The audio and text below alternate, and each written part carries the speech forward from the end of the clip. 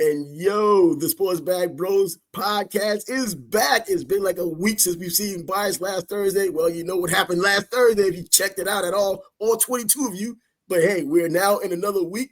The NFL is deeper. College football, even deeper. Now we have the NBA about to start up a little bit later, but we're not going to talk about that just now. We can rely on some pro football because that's kind of the bread and butter this time of year. Was good. What's happening, man? I had a few things to discuss, but I think one was AI. I was going to talk about how it was a crazy weekend. Last night you have Brian Branch, somebody trying to dap him up at the end of the game, takes a cheap shot, starts a skirmish. I'm like, he got to get suspended. I'm not sure. He did 1 game suspension for what I've seen. Did he? I'm not sure what his issue is, but man, the game's over, bro. You should be out of battle mode.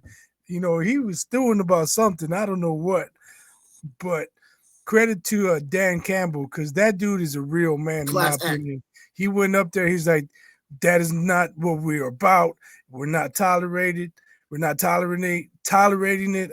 My apologies to the Chiefs, to Andy Reid, and he said everything that a stand-up guy should say, and he did say it. So props to him. But the AI thing.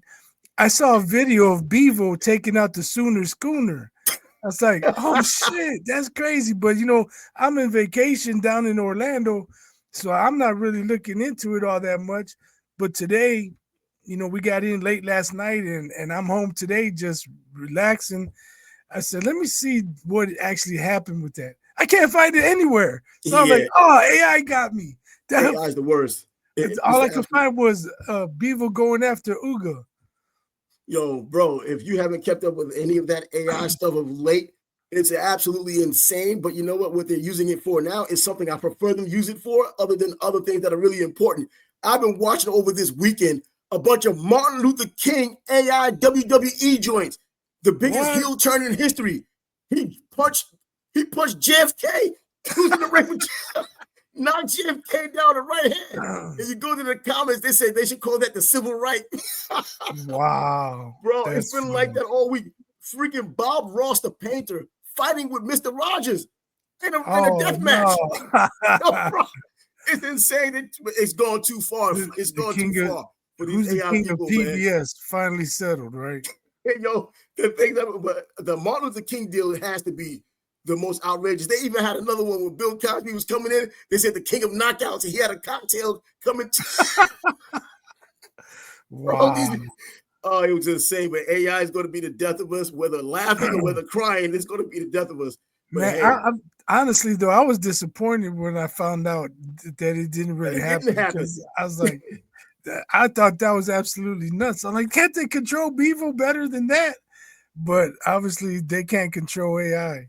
Oh, no, absolutely. The internet stays undefeated, man. Undefeated, because the last one I'll talk about, at least right now, is Martin Luther King going against Malcolm X. He said, yeah, I have a dream, and you're going to have a dream too, because I'm about to put you to sleep. And it's on WWE. Malcolm X has his belt over his shoulder, and Martin Luther King wants the belt. And it's craziness, man. But this is what they're coming up with all of these different celebrities.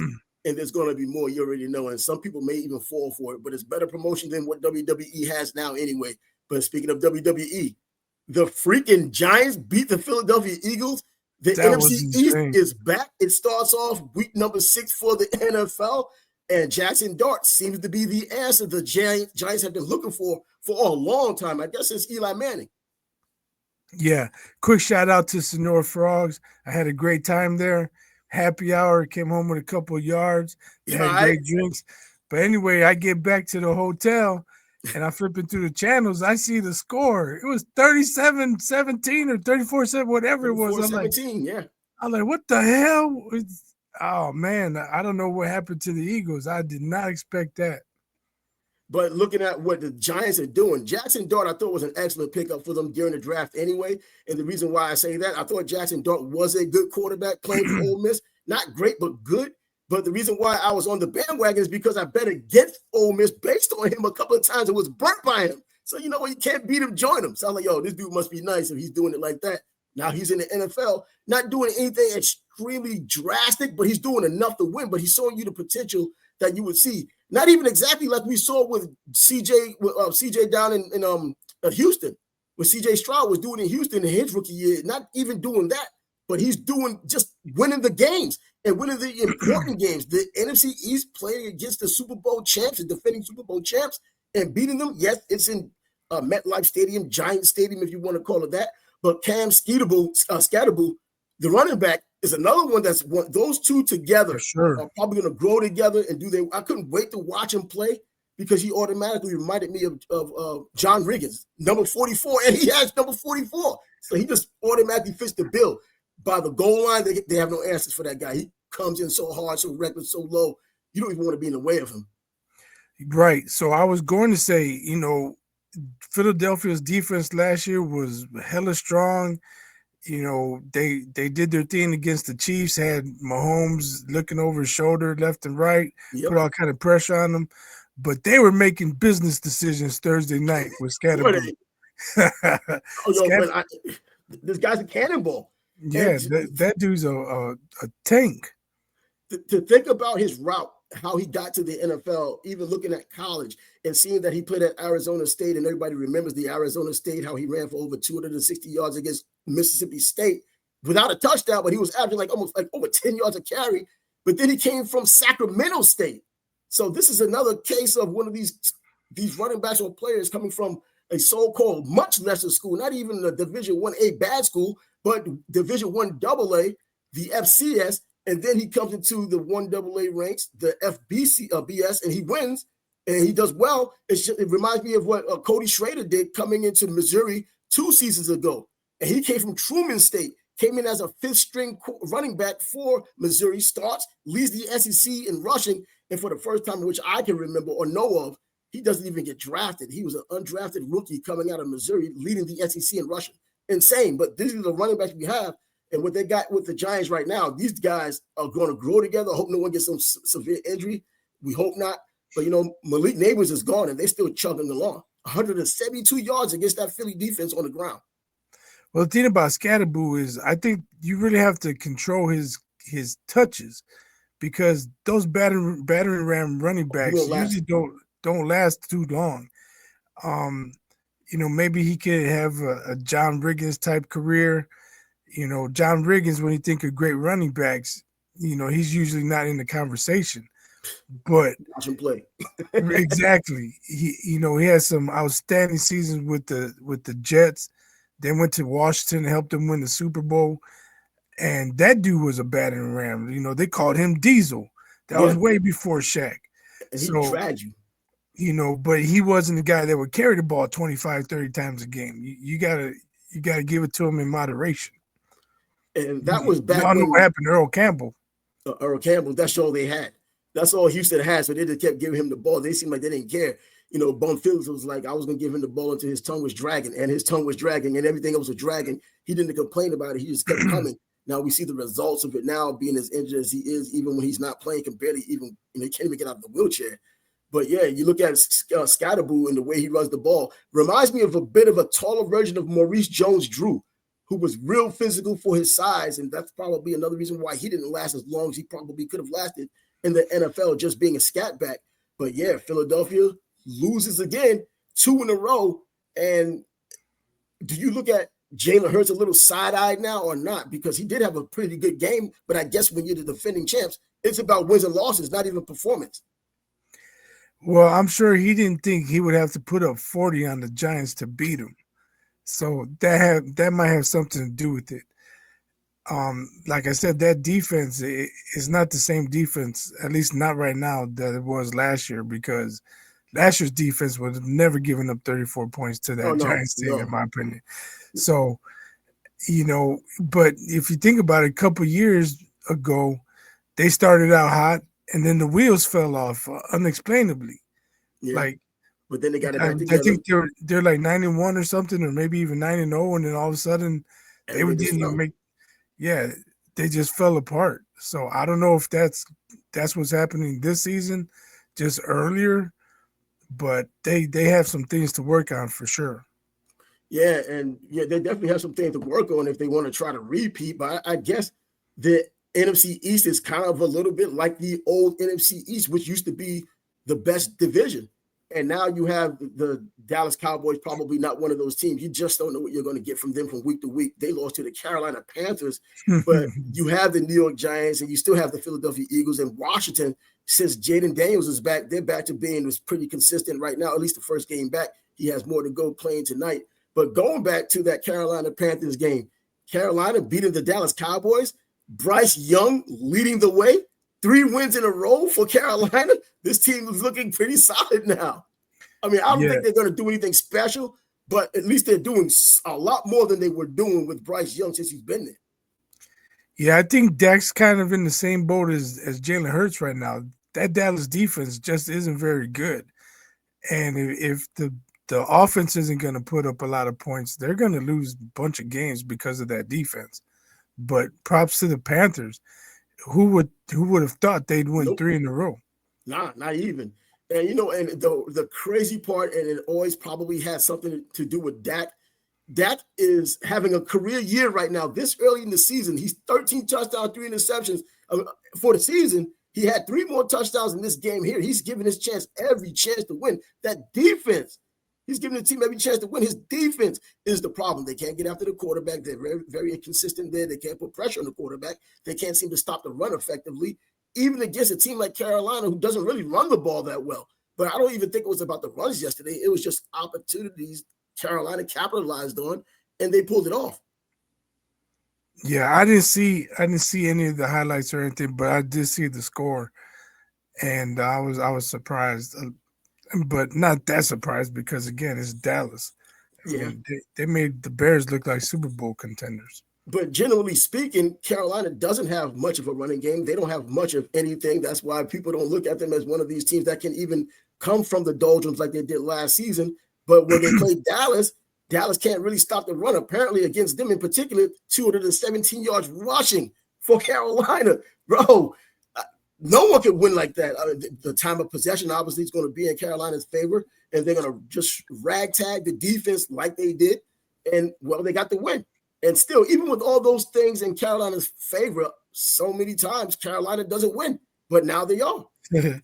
And I haven't heard much from Jerry Jones. He thought he traded for a run stopper when he traded Micah Parsons. So, that trade's not aging very well. Nah. But how about your boy Cam Ward? He's going to be getting a new coach. Man, look, people don't have tolerance. And I think they said this is the first coach of the year claimed for the NFL. No, didn't McDaniels get fired for Miami earlier this season? Yeah. He's the first coach. This is the second coach. And it's just almost like college football. Like every week we got a new coach. McDaniel was understandable, though. They had been in the playoffs and they got off to a terrible start. The Titans, they're building. They just drafted their quarterback, and you're getting rid of him after week 5, or is it 6? And now they must be following the Bears strategy of fire your coach, your quarterback's rookie season, bring in a whole new system, and then have him fail like Justin Fields. Speaking of Justin Fields, what happened with the Jets? Bro, I don't want him there. Go. I tried telling you. How many times did this guy go out there and was still 0 for 0? I don't know how many series happened before he finally threw a forward pass that was completed for yards. I mean, it's hard. Unbelievable. I'm thinking only with the Jets. I mean, he's done it somewhere else before, didn't do a whole lot, but at least he put up yards. Here with the Jets, he's not even putting up yards. And then his running, so the hell what? It's not doing all that much anyways. And the Jets 0-6. And, man, I don't want to say it, but in light of all of these firings, I don't want Aaron Glenn, a former Jets legend, to get fired. But now that it's not a precedent, if he were to get fired in his first season, we saw Jared Mayo last year get fired with New England after the first season. Now we get a chance to see, well, this may be another one. Jets firing, and the Jets have done it in the past with Pete Carroll. One season, they fired him after one season. So it's not unprecedented. Frank Reich fired after one season in Carolina. So I don't want to see him go, but how can you continue this? They're not even showing improvement. And then the ridiculous penalties, all of this crap that's supposed to have been changed culturally, still there and even worse. I'm kind of on the fence on this one because it's not like the Jets were contenders last year and they just fell apart. But They should not be 0-6 in my opinion. No, they shouldn't. They have a lot of talent on that defense. But maybe upstairs they're like, well, we didn't give them a very good quarterback situation. I don't know, but something's got to change there. I don't know if it's Aaron Glenn, the philosophy, the OC, something. But how do you have a quarterback that throws for 45 yards, a professional quarterback, in one game? 45 yards, man. They're not even running the wishbone. They're not even doing the regular run pass option. No power just not eye. throwing the ball well. And you can make the excuse of he's overseas, maybe even jet lag, which is not the case. But, man, they both played badly in the beginning, but the Jets just happened to play worse. And this is the result. And we know that Denver has a legitimately decent team anyways. So when they get back, get their rest, they're going to go back to being Denver. The unfortunate part is the Jets are going to come back and go back to being the Jets from 0-6. Yeah. Now looking forward to 0-7. And I know any team could win in the NFL on any given Sunday. The worst can beat the best, everything in between. But the Jets, it just seems like it's an automatic loss all of the time. And I think Justin Fields got sacked towards the end of the game. Man, I don't even know what to say, man. This Jets defense has personnel, but they're not doing anything. They have Jets leg. Jets lag, man. They had Jets lag before the trip. They get Jets lag at a home game. I don't know what's going on with this team. And, before the season started, I did a little bit of a Jets show, and I thought that they would make the wild card. Man, that thing's been out the window like the second game of the season because you knew what was to come. They have to win every game the rest of the way, probably. And what are the chances of that? I might as well play the Powerball. Powerball struck by lightning, Jets winning. Well, I'll get struck by lightning. That's going to happen before the Jets win. And I started by talking about the Chiefs and Lions situation. But, man, I'm surprised by the Chiefs. They've turned it around. But I'm seeing on social media, they're getting the benefit of the whistles, the penalties. Yeah, but it wasn't like that the first couple of weeks when they were losing. Now that they're winning, that talk has resurfaced. So I don't know if they're playing better or because I saw the Kelsey catch, non-catch. That ball hit the ground. But you got to give Mahomes credit. They ran up to the line and they snapped the ball before play could be stopped. He's one of the smartest quarterbacks out there. Just because your team's quarterback isn't smart enough to do that doesn't mean the refs are cheating. And don't get pissed off about it. And, hey, they are the Detroit Lions. I picked Detroit to win this game because Detroit just scored so many points, and they still have a pretty damn good defense. And they went out there and couldn't do anything. They didn't run the ball effectively as I thought they were. Remember, Brown dropped the pass, and I was surprised because he doesn't drop anything. We talked about him being up there with one of the players with the best hands. We're talking Anquan Bolden, Life Fitzgerald, nice-handed receivers. He dropped the pass, when they really needed it. But I don't know. I mean, maybe Kansas City. I still don't think they're the elite team. I think they're getting healthier too, though. Who, Kansas City? Yeah. Yeah, and that's true too. But, I mean, watching the game, I'm wondering what are they doing differently than they were doing before or weren't doing before. Worthy is still out there, and he's still not making the big plays you expected with someone with his speed. Pacheco's still running hard when he has his chance to run hard. So he's still doing what we've seen him do in the past. It's just that the points aren't coming as quickly as they were coming. And I don't think it was a Tyreek Hill thing because Tyreek has been gone for a long time, and they still were going to the Super Bowl as they have done.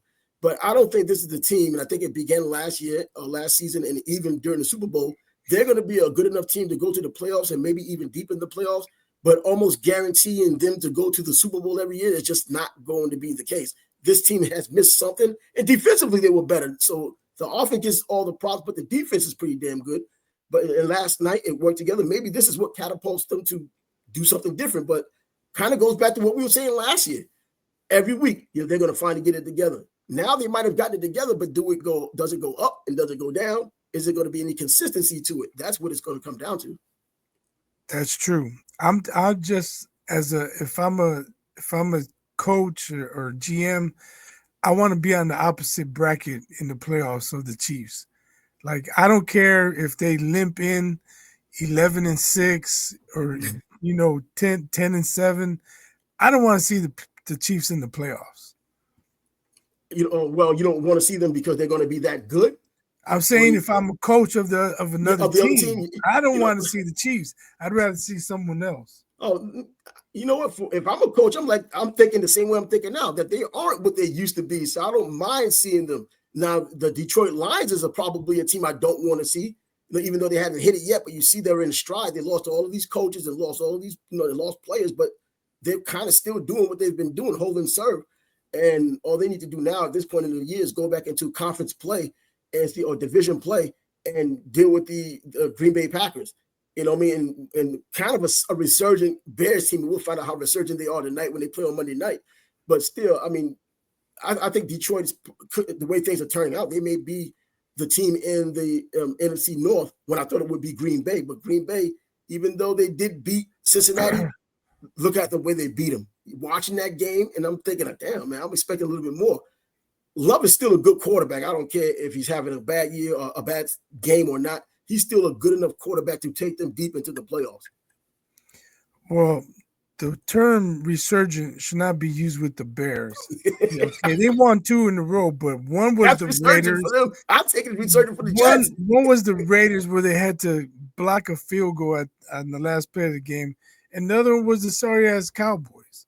So now it's a Monday night game, though. All eyes on you. And they got to play Jaden Daniels, and they're probably going to lose 38-14 or something. Jaden Daniels, yeah, because, I don't know. I'm not going to say the jury's out on him, but I'm wondering if the jury's kind of out on him for this season in particular, because in the beginning he wasn't playing like you thought he should have played in his second year. I think a lot of that may come from C.J. Stroud had a down sophomore season, and now he's not playing, still not playing all that well. So, like, people are like, well, what's wrong with C.J. Stroud? And now we see Jaden Daniels get off to a slow start. What's wrong with Jaden Daniels? I don't know if you can draw similarities between the two, but I think a game against the Bears and the team that struggles to stop the run, can't put pressure on the quarterback, that's a good game to look good against. Yeah, I mean, a good team to look good against. And that's true. And that whole NFC North, I mean, the Bears still has a place there, not just being there. They have a place there. You know how the rivalry gets a bit more intense as the season goes on, just being in the NFC North and jockeying for position. And going back to Green Bay, Jordan Love, I still think he's a good enough quarterback to get them into the late part of the playoffs if they're gonna go at all. And yesterday's game, they play against the Cincinnati Bengals, which end up starting Joe Flacco, who was traded from Cleveland to Cincinnati. He puts up 2 touchdowns and didn't throw any picks. Kind of kept Cincinnati in the game. I took the 20-point tease, man. I teased it up from 14, 6 points, 20. Ended up winning the game. But does it change anything for Cincinnati as a placeholder for Joe Burrow when he does get back, that Flacco was able to do that? Or is this just another one of those Flacco can give you a good game because he's not going to give you a good game after that? Yeah, I think the Bengals are done. I mean, if Flacco really had a lot left, he wouldn't have gotten benched and he would not have gotten traded. Oh, yeah, absolutely. But he's a placeholder. But he's a better placeholder than Browning was. That's probably, they bring him in because of that. Browning was absolutely awful. True, but he did have that solid game here in Jacksonville when Joe Burrow did go down, and they did beat the Jaguars here. And I was surprised with him playing the way he had played. And I thought, but he was in Cleveland where they have a better defense than the Bengals do. He may have some better weapons out wide, but I don't know about that offensive line. I don't know about their running game, and I don't know if their defense can keep them in it. And that's probably true. And I don't think Cincinnati has that kind of team. They're not known for their defense. They're known as for their offense. And as an older player, do you get back there on your drops? Are you fast enough or quick enough? I know you can identify plays, but do you pull the trigger slowly like old boxers do? Don't pull the trigger when the opening is there, then you throw it, then someone picks it off, takes it to the house. I don't know how that goes. But another player out there who's doing well, another second-year player who's actually doing much better than his first year, Drake May for the Patriots, kind of turning back the clock a little bit, doing well, has the Patriots at 4-2 right now, but they did play against New Orleans. Spencer Rattler is their quarterback. I didn't think he'll be any good at all in the NFL. Hey, so far so good for Spencer Rattler. He's just on a pretty bad team. Right. So I don't think the Patriots are contenders, but they have to be better than decent because they're beating teams that they should beat. You know, if teams that a good team should beat. You know what I mean? Like if you're a fringe contender and you're playing these teams that aren't contenders, you should beat them. Yeah. And that's what I think the Patriots are right now. See, because I know when the season started, it was supposed to have been the Buffalo Bills, and then it was supposed to have been the Miami Dolphins, and then the Jets and the Patriots were supposed to be at the bottom, or even the Jets just being at the bottom.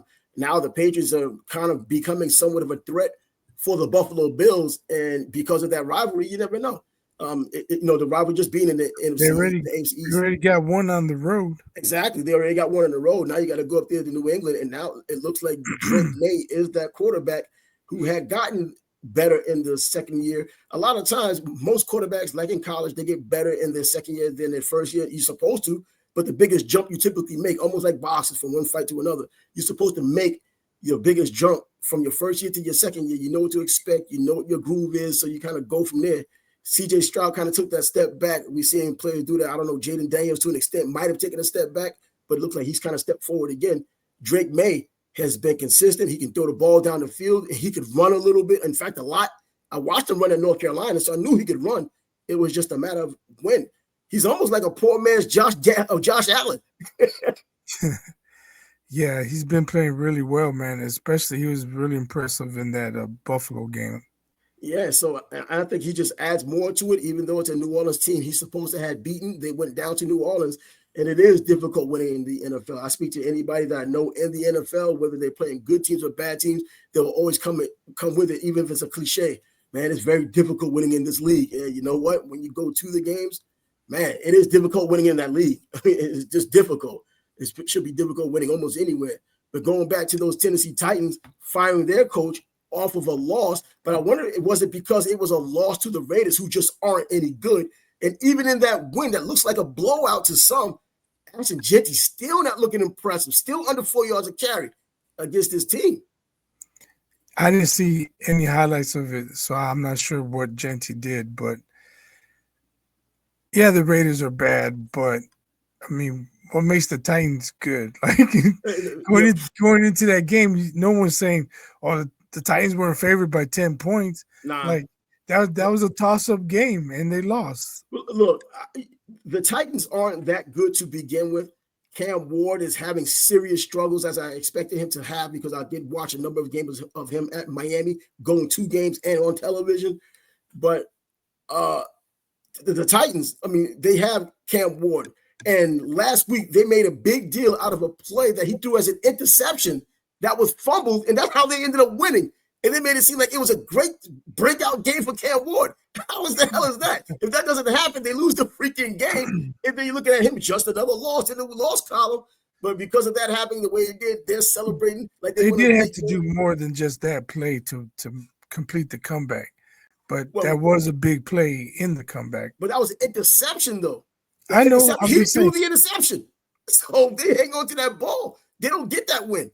They don't get that touchdown, because then he get the interception. The ball gets kicked around. They fall in the end zone. And that's pretty much it. That's the deciding factor. But, they got rid of their coach now. Brian Callahan's out of business as a coach. So many jobs opening up, and you just don't know. Between coaches getting fired in college, coaches getting fired in the NFL, so many jobs available. Now you might have college coaches coming to the NFL, pro coaches going to college ranks. I don't know. Bill Belichick trying to get the hell out of North Carolina with a buyout. Is he coming back to the NFL because now there are jobs open? I heard about him possibly going down to Miami, trying to be in the NFC East because he wants revenge against the Patriots. Not exactly a place to start, but he does have Touc. Or now, does he go to Tennessee? Another struggling place, but it's Bill Belichick with a decent quarterback, at least talent-wise. If I was Belichick, I'd rather go to Miami. You have an established absolutely. I'll go with Touc. Yeah, you have an established quarterback. You have some weapons there. You have some talent you can work with. Tennessee, that's a building project. A long time. But how about Franklin at Penn State and their collapse, man? What happened to Penn State? What happened there I don't know, was it a couple of seasons ago when I heard about that he was not necessarily at odds with boosters, but he wasn't doing things their way unequivocally like it's supposed to be. When you're the coach, you have that big name, you're the first face of the program, but those boosters are pulling the strings regardless. Even with Nick Saban, boosters still had something to say. It's just that he brought so much to the program that he was at least equal to them instead of them saying, we're still the boosters, we can get you out of here when we want. You're going to play who we want you to play. But with James Franklin, I think there might have been a little pushback somewhere in that Penn State area when they were dealing with him. So because the dude had nearly a 70% winning percentage at Penn State, 104-45. That wins everywhere, almost any school. And he got thrown out because of losing 3 straight games. I know it didn't end the way it was supposed to, or it didn't go the way it was supposed to. Drew Aller, whatever they want to call him. I don't know. They keep giving you different names. He's out, leg injury. I didn't think he was that big a deal to begin with. I've been saying that for 2 seasons now. Now he's out for the season. So I'm still thinking it's more behind the scenes than just the 3 losses. The 3 losses was just the reason to get rid of him. And I know the biggest story now is who's going to coach at Penn State. A number of names came up, and we know who that number 1 name is right now. Your man at Nebraska. And I'm wondering, I don't think he's the number 1 guy because I don't believe he's the best coach for that job. I don't know who's the number 1 guy, but he addressed it, and he says he loves Nebraska. He loves the community. He wants to build the program into being a beast, but never did he say, "I'm not leaving." Exactly. They all say the same. Coach He never said, "You can take my name out of the hat. I'm not interested." So he's saying the politically correct things. In that same statement, he said he loves Penn State. That's his alma mater. He's good friends with the AD, and that's why he's at the top of the list. So for me, I watched that. I was like, yeah, but you didn't say you're not leaving. You said everything else, but you didn't say you're not leaving. So yeah, and I don't know how to feel right now. I wonder if it's one of those Michigan things. Remember years ago, at least even right now, they're talking about a Michigan man has to be there. It was always that thing. A Michigan man had to be there. They didn't want to go outside of a Michigan man in order to try to get back to their glory years. And I wonder if Penn State's kind of like that, Matt Rule being there before, and would that be the reason why? But if they want to go for the best coach, and I've been kind of battling some people earlier today with Curt Cignetti coming from Indiana, going there, the hottest coach right now, the best coach right now for a job like that opportunity. And I'm hearing all of these Indiana fans. All of a sudden, I didn't know Indiana basketball fans, football fans even existed. Now all of a sudden, we have all these Indiana football fans. And they're just bandwagon fans. No way. And they didn't exist. I can tell you right now. I figure so. Because I have a lot of friends who are IU basketball fans, but when it comes to college football, their team is Notre Dame. Their team is Michigan. Their team is North Carolina. None of them are IU football fans. None of them. Now, all of these IU football fans coming out of the woodwork claiming that there's no way. Cignetti says he doesn't want to go anywhere. All of these coaches say they don't want to go anywhere. Now they're so-called working on a $110 million contract. And now even Mark Cuban, an alumnus, is starting to put his money up there. He's the biggest booster they have. And these are people they know about because they like to hear about Mark Cuban. They've heard about him. He has that name, that brand, all of that stuff. And you think because of that, he's not going to leave and they just completely forget what Penn State has? Not only do they have Penn State, the legacy, Joe Paterno's legacy, regardless how it ended, just knowing that it's Penn State, you're going to constantly be the football school. You don't have to worry about the basketball part ever. And then Terry Pegula, don't you know who he is? He's the biggest booster at Penn State. Mark Cuban, I know, is relatively speaking, he's $6 billion. Trust me, I'm not saying it's just $6 billion, but Terry is $7.6 billion. So you're talking about booster for booster, who can pay out whose contract if it needs to happen. Bro, they have it at Penn State, and it's not just him. And these Indiana people, man, they just tripping as if they just got it locked down because, first of all, Mark Cuban never really donated that much to the school as far as the sports programs go. Now, because of NIL being what it is, he's starting to do it now. He's from Pittsburgh. Yeah. So he's from Pittsburgh. How much loyalty does he actually have to Indiana? He went there. I know that, but I'm like, is it ingrained in his, is it deep in his heart and soul? Is he really a Hoosier? About as big as a basketball fan as he is, he loves the Hoosier basketball. I think he never even thought of Hoosier football being an Right. item. So as far as Indiana as a whole, anybody who comes from a particular school and they graduate and they're asking for your money every month and whenever they ask for it, yeah, you're going to be down with it like that. But now since it happens, now is he going to jump on the bandwagon because the football team is playing well? And for this power move, it takes his money and others' money to keep Signetti there. Bro, Penn State has it too and more. Well, I think Signetti would be a fool to stay at Indiana if offered the Penn State job. Absolutely. I mean, all you got to do is look at Indiana's football stadium.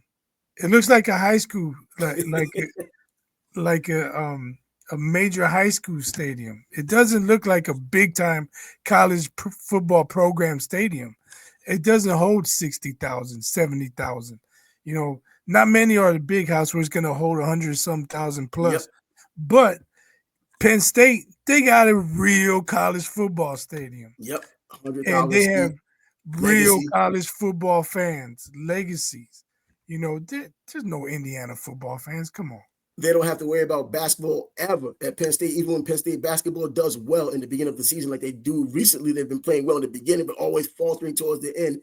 But this Penn State, and I know I've been kind of battling a couple of people about this very thing for a lot of the early morning hours about how they're saying there's no way he's going to leave. He said he's not going to leave. How many coaches tell you they're going to leave while the season's going on, while you're about to go to the playoffs, all of these things that are in front of him? They talk after all of this is done. Now, if he signs an extension while the season's lasting, he speaks for himself. If he's not going to sign that extension, you need to worry every day he doesn't do it up until his team is out of the playoffs, or if they go to the championship, winning or losing. Once that's done with, then you got to worry. Well, I think coming where he's come from and being as successful as he's been, like, okay, last year I thought it was an aberration. This year I didn't think. No, he's legit. You know, he brought in 55 players to the transfer portal. I'm like, you can't build a program like that. But, you know, I mentioned the football stadium. What about the overall resources? Penn State football resources, you got way more access to, you know, you brought up the boosters. Penn State football is a fucking blue blood. Indiana football has been almost non-existent. They need a transfusion. They need blood. That's exactly what's going on. But you know what? There were some good points made as well, because I know this is different college football than even 10 years ago. So I've seen some points made talking about how it is that different, and the reason why it's that different is because they say specifically right now, even if you want to take the last 2 years, these are parallel programs if you're talking about just success over the past 2 years. And I'm like, you know what? That's true. If you expand it to even 4 years, it's still pretty true. These teams are pretty parallel. It's a unilateral move. If he just goes over there, then you have to consider his age. He's an older coach. So do you want to keep bouncing around from school to school? You do that as your early years, but I still don't look at Indiana as it's not a destination. It's not a destination for a generational coach, which I believe he is. If you look at his pedigree, what he did at Elon, that still impresses me more than anything else he's done at James Madison, or even go to the playoffs here with Indiana, because Elon is it's like Presbyterian. Presbyterian doesn't even get on scholarships anymore for football. They won 8 straight games with freaking Elon. That's enough for me. That's why he can get 55 players from the transfer portal, because he's already proven that he can at least identify talent. He's not just getting numbers and hoping that he comes up with the right numbers. He's picking people for specific reasons, and these players know how to play. We see what Bill Belichick had done. All those players he got from the transfer portal. We've seen what Coach Prime has done. Over 80 players from the transfer portal, still looking for success. He got the attention he got because he's who he is, and then Travis Hunter was part of that, and his son was part of that. Now, and they did win this past weekend against Iowa State, but still, nothing special about what he's doing there with his transfer portal guys. Everything special about what's happening with Coach Signetti in Indiana. Yeah, I just think the two jobs are worlds apart. They are, as far as legacy. One, Indiana's like Golden Corral buffet, and Penn State's Red Lobster steak and lobster. You know, but you know, I think as a whole, you got to just look at college football and how much it has changed because of the transfer portal and because of NIL. And now there are teams that can be bad one year and come back and be very good the next year. Indiana happens to be one of those teams, but I don't even think it's just because of the rules. I think it's Signetti being that damn good of a coach. I'm thinking if he goes to Indiana, if he goes to Penn State, He's just a simply better coach and apparently better recruiter than James Franklin. So he's going to do what James Franklin was supposed to do and more, which means bringing a national championship possibly, just because of his coaching ability, identifying talent, and he will have the boosters back at him 100% and not have to worry about the basketball team at all. I kind of feel like Indiana is akin to Moneyball in baseball. Like they're getting it done, but then when the rubber meets the road and you got to play the top dogs, I don't see them getting it done. They're going to fall short. Well, this past weekend, they played the top dog, a number 3 team in the country that used to be number 2. NFL. Preseason rankings don't mean anything, man. Yeah. Well, they were just number 3 this week. And Oregon was winning. I'm just saying, they didn't come from number 50 to get to number 3. Oh, because they had enough talent. They had enough talent to start the season with. They got enough credit. Voters? No, well, talent-wise, as far as the talent that came back, they had enough talent that came back. And then having Dante Moore, who I didn't believe in too much to begin with, and he gave me every reason not to believe in him this past Saturday. But they did go to Eugene. They did beat them in Alton Stadium, which you would have never expected. From Indiana. They're front sevens and do we really think Oregon's a number 3 team? They're top 5 based on everybody else who's playing because no one's special. Because as much a Canes fan as I am, Miami defensively is special. Offensively, in terms of individuals, they're very good. It's Carson Beck for me. Even though he's on everyone's number 1 position for the Heisman Trophy, I'm a Canes fan. I'm still saying, if we're down by 10, that's not the guy I want behind my center. He's just not the dude. He won't be able to read those defenses. If you look at the touchdowns that he's thrown, and you look at the trick plays that it required for him to make those, or the 10-yard passes he threw because Malachi is going to take it the rest of the 50 yards. C.J. Daniels going to make a ridiculous catch. If C.J. Daniels didn't make that catch against Notre Dame, it was getting picked. The one-handed catch he made against them. Bro, they don't look at these things because they're so caught up in the euphoria of the U and glad to be back. Miami's defense is otherworld defense. This is one of those Saban kind of defenses. But offensively and outside of the individual players, if it comes down to Carson Beck having to bring them back 10 down, bro, it's not happening. I just doubt it. Forget about it. But this whole college football thing, Georgia's certainly not as good as they used to be. Alabama, only because of Ty Simpson, their run defense still is trash. But their Ty Simpson, he's the one who's pushing them forward. And look at Oklahoma.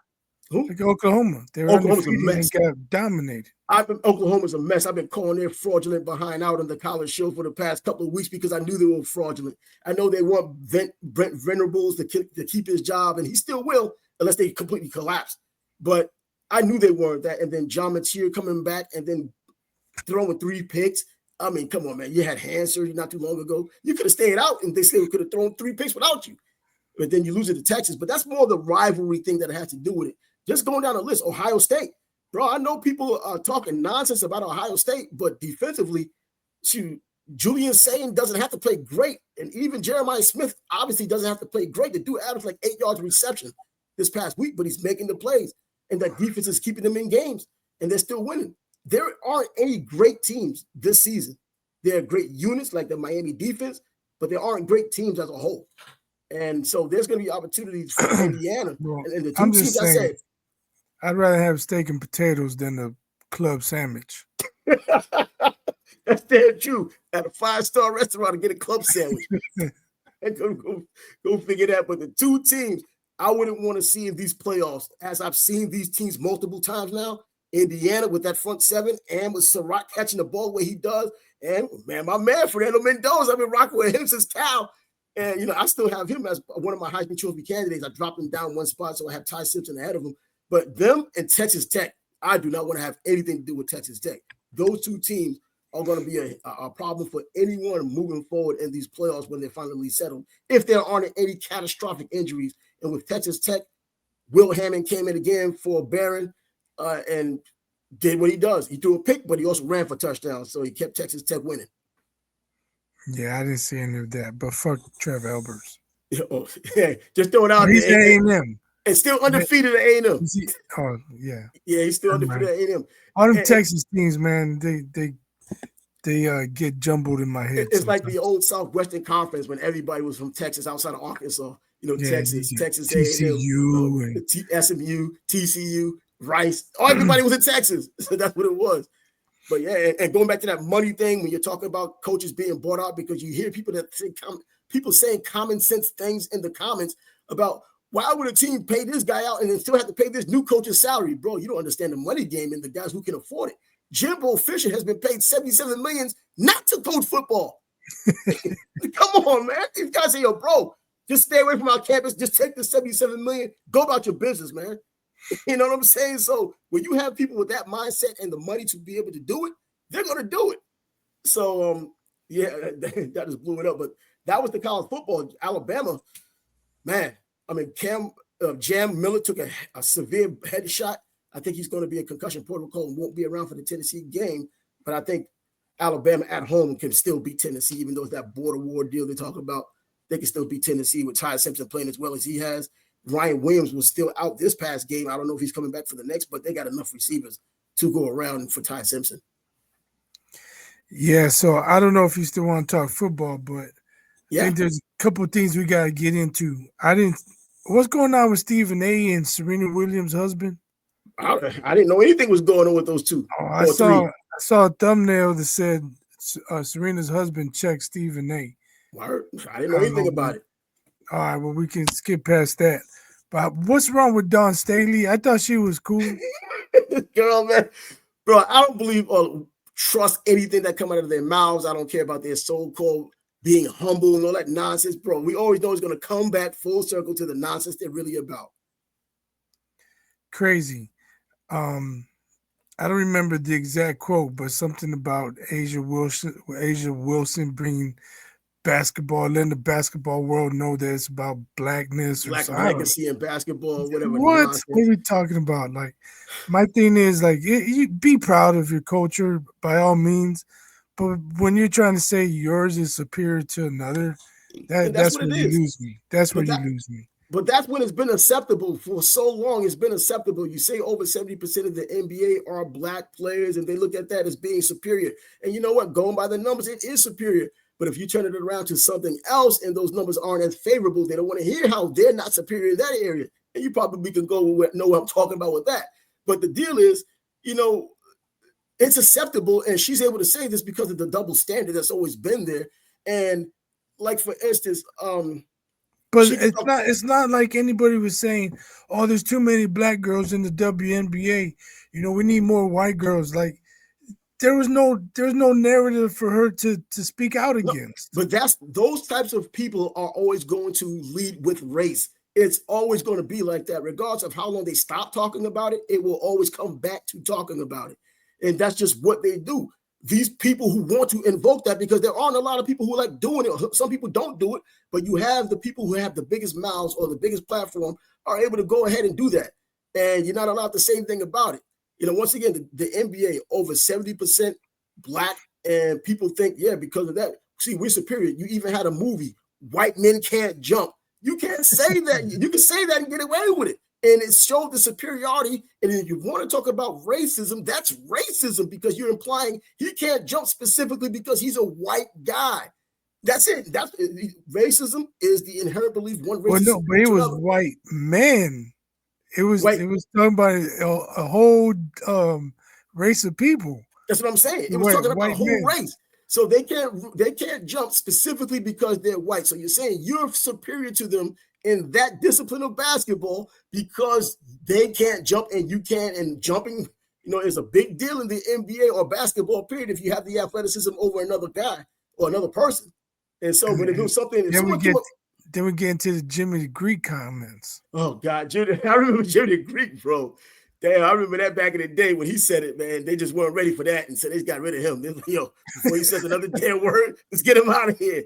But imagine you came up with a movie, Black Men Can't Read. You know, first of all, it won't even happen. It won't even happen. They won't even get off the editing floor. It won't even get funded unless you have I think it would be more appropriate because it is a stereotype. Black men can't swim. And then you have a bunch of dudes. That's their promo for the movie. These dudes going down, reaching for the life-saving tube. Yeah, I'm serious. So if you made a movie like that, they wouldn't even take it as a joke. It would automatically go out as an insult. It would automatically go out as racism. We already know what it is. They'll burn down the movie theaters, the typical nonsense you get when they start rioting. Come on, man. And I'm saying those are the people who do that kind of thing. It's not all of them, but it's almost always them, as the new saying goes. They're doing the same rioting and all that kind of crap when they hear stuff they don't want to hear, etc. Whatever, man. I could kind of understand if Asia Wilson busted a jumper in Caitlin's eye at the buzzer to eliminate the fever. Like, yeah, I could kind of understand, like, okay, let's put all this white girl talk to rest. You know, this is the MVP of the league, you know, but Caitlin hasn't played in 3 months or however long. No, she was an absentee ballot this whole season, it seems like. But, you know, if she can get back and be healthy and pick up on her game and all that, they'll be talking about her. But right now, she's not even here to argue with, and they're still trying to invoke the race card every chance they get. She's not even the one you need to worry about anymore, but you have to carry it on. If we're not hearing about Angel Reese, we're hearing about somebody else. Just take your moment, be historic with your moment, move on, get celebrated for what you did. Don't bring other crap in there that you know is going to get scrutiny and people are going to talk about it and talk about it in a pejorative way, not trying to put a damn good spin on it. Now, there are people who will because that's what they do, but that's just generally not what's not going to happen.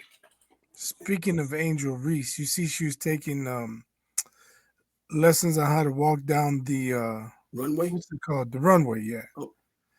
She had a book on her head. She's gonna do now Victoria's Secret. She was wearing wings though. She didn't have a book on her head, but she was wearing wings. Going by that 1.8 GPA, I'm sure she'd have a book. What the hell? You know, for somebody who says she doesn't want to be sexualized, I don't know why she's walking around in bra and panties. Every time. Did you see how she showed up the Bud fight? Come on, man. You don't want to be sexualized, and this is what you're wearing outside?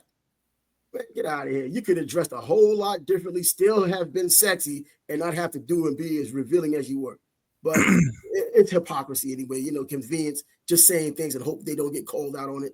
But that's what we have now. That social media, it allows people to do that. They can reinvent themselves any which way they can. And she can reinvent herself to be a decent person, at least based on people who watch her, but she chooses not to. And then, of course, there'll always be that some person out there. Does she have to be decent to you? No, she just has to be decent, period. Because it's not going to be me, but it'll be millions of others saying the same thing I'm thinking. So what now? I got one more thing to address. Whiny ass Scrubs fans. Yes, Chicago Scrubs fans. After beating the Scrubs, Milwaukee Brewers, they came out with a flag that had an L. And that's because the Wrigley Field tradition was this. I don't know when they started it, but back in the day, they would put up a W whenever the Cubs would win to let people in the neighborhood know, hey, the Cubs won today, if they didn't go to the game. But so that became a thing. You know, they say fly the W. People have W flags. And now people are calling the Brewers losers and classless. And, you know, they're throwing so much shade at them. I'm like, man, shut your whiny ass up and take your L and get ready for the football season. Your team lost. Like, you guys wouldn't be saying fly the W, wouldn't have a W flag. Fuck out of here with your sissy ass shit, man. Just take your L, man. You got nothing to say. To the winner goes the spoils. They would have been parading all over Milwaukee Brewers exactly what it would have been field. Doing. And now they want to whine and cry because they brought out an L. There you go. Take that L. Man, these are grown men. They talk about the unwritten rules of baseball, whether you're flipping the bat or doing something like that. Man, whatever. Emotion is still part of the game as well. And with a playoff on the line, a chance to get to another step closer to the World Series on the line, dudes are going to do what they do. And if that's it and you're crying about it, do something about it next year, because that's the only time you can do something else about it. And so the victor goes to spoils, as they say, because my Yankees lost too. The baseball season's over for me.